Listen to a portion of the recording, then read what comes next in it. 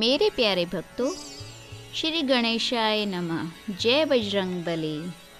आपका स्वागत है भगवान जप महिमा में। हम आपके लिए लेकर आए हैं आज एक नई वीडियो, और ये वीडियो आपके लिए बहुत ही ज़्यादा महत्वपूर्ण होने वाली है। तो इस वीडियो को आप ज़रूर देखें और लाइक और शेयर करें, और चैनल को सब्सक्राइब करना ना भूलें।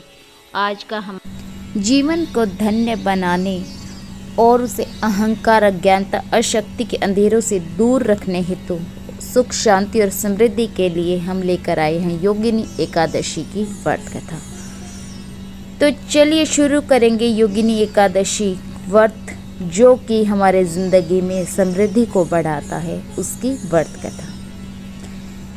योगिनी एकादशी जीवन को धन्य बनाने, उसे अहंकार, अज्ञानता, अशक्ति के अंधेरों से दूर रखने हेतु सुख, शांति व समृद्धि की ओर निरंतर बढ़ने हेतु इस तपोभूमि व वनोभूमि में यज्ञों की वेदी सदियों से सजी रहती है। सत्य सनातन हिंदू धर्म, जो त्याग, बलिदान, परोपकार और विनम्रता तथा मर्यादाओं द्वारा धर्म व सत्य का रक्षक है, धर्म व व्रत के अनुसरण से सहज है, सुक्त, दीर्घकालिक, चिरस्थायी, पवित्र, उत्तम गुणों में वृद्धि होती है, जिससे कर्म बंधन के 84 लाख योनि द्वार से भटके हुए जीव का उद्धार भी हो जाता है। उनका साक्षात्कार परम शक्ति से होता है, उससे जन्म मृत्यु के बंधनों से भी मुक्ति मिलती है।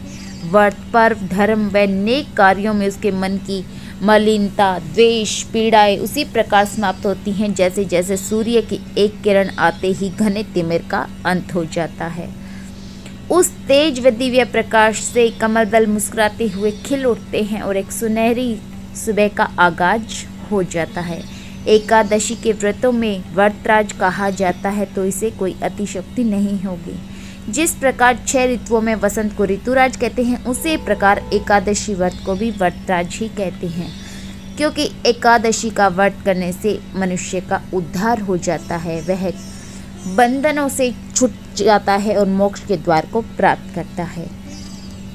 व्रत व धर्म के प्रति जिज्ञासु महान धनुर्धर अर्जुन भगवान जनार्दन की निकटता पाकर आषाढ़ मास की एकादशी के विषय में पूछते हैं, हे प्रभु, कृपा करके आषाढ़ मास की एकादशी के विषय में बतलाइए। इसका क्या नाम है और यह किस प्रकार के फल वृत्ति को प्रदान करता है। भक्तिपूर्ण जिज्ञासु को समझते हुए भगवान श्री कृष्ण बोले, हे कुंती नंदन, आपकी जिज्ञासा व भक्ति लोकहितार्थ बड़ी ही श्रेष्ठ है, इसलिए सुनो। आषाढ़ मास के कृष्ण पक्ष की एकादशी का नाम है योगिनी एकादशी। इस एकादशी का पुण्य प्रभाव श्रद्धा, विश्वास के साथ व्रत का अनुसरण करने वाले व्रती के सभी पापों का अंत कर देता है तथा व्यक्ति को मनोवांछित फल प्राप्त होते हैं और यहाँ के सुखों को भोगते हुए अंत में मोक्ष को प्राप्त करते हैं।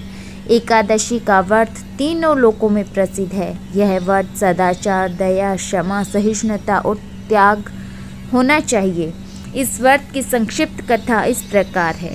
प्राचीन काल में अनंत अविनाशी शमशान सेवी भगवान शिव को कृपा व दया के सागर है उनका भक्त, जो कि अलकापुरी में राज्य करता था, उसका नाम कुबेर था और नित्य प्रति भगवान शिव की पूजा किया करता था। उसकी पूजा के लिए एक हेममाली पुष्प लाया करता था, किंतु एकदा वह अत्यंत रूपवती अपनी स्त्री के साथ कामासक्त होकर पूजा काल में रमण करने लगा। इधर शिव भक्त राजा उसका सुबह से दोपहर तक इंतजार करता रहा, किंतु वह नहीं पहुंचा।